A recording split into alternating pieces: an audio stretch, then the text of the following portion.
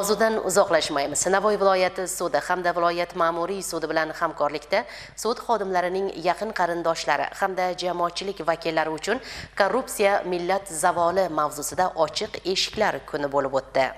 Tadbirda Navoiy viloyat sudida faoliyat yuritib kelayotgan sud apparati xodimlari hamda ularning yaqin qarindoshlari, shuningdek, ommaviy axborot vositalari vakillari bilan bir qatorda keng jamoatchilik vakillari, xususan sohaga yaqin bo'lgan Navoiy yuridik texnikumi talabalari ham ishtirok etishdi. Kun tartibidan Oliy sud raisining sud organlarida manfaatlar to'qnashuvi va korrupsion holatlarni barvaqt aniqlash, bartaraf etish hamda ularning oldini olish kabi masalalar o'rin oldi.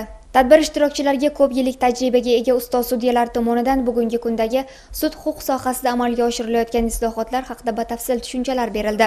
Shu bilan birga yig'ilganlar uchun ochiq muloqot shaklida davra suhbati o'tkazilib, sudyalik kasbining o'ziga xos jihatlari, sudya va sud xodimlariga qo'yilgan talablar, qolaversa, bugungi kunda sudyaning mustaqilligiga berilayotgan e'tibor, ularning ijtimoiy himoyasi haqida gapirib o'tildi. Sudlar tomonidan korrupsiyani oldini olish bo'yicha bir qator ishlar amalga oshirilmoqda. Bundan xususan raqamli texnologiyalar joriy etilganligi sababli fuqarolar tomonidan arizalarni elektron onlayn tarzda yuborish, bundan tashqari sud qarorlarini va tayinlangan kunlarni elektron tizim orqali bilish imkoniyatlari yaratilgan. Mazkur yig'ilishimizda yoshlarimizga korrupsiya holatlarini oldini olish, mazkur holatlarga yo'l qo'ymaslik bo'yicha tushuntirishlar amalga oshirildi.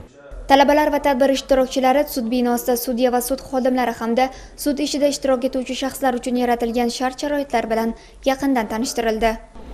Albatta 2024-2025 yilda Navoiy viloyat yuridik texnikumi talabalari 71 nafari shu oliy ma'lumotli yuridik universitet talabasiga aylandi.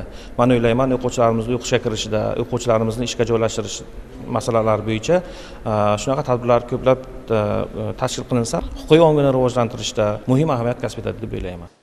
Ta'kidlash joiz, bunday tadbirlarni o'tkazishdan asosiy maqsad bugungi kunda sud idorasini faqat jazolovchi organ emas, balki fuqarolar va yuridik shaxslarning huquqlari hamda qonun bilan qo'riqlanadigan manfaatlarini keng jamoatchilikka yetkazish, qolaversa, tizimda ishlayotgan va amaliyot o'tayotgan yoshlar o'rtasida korrupsiyaga qarshi murosasiz munosabatni shakllantirishdan iboratdir.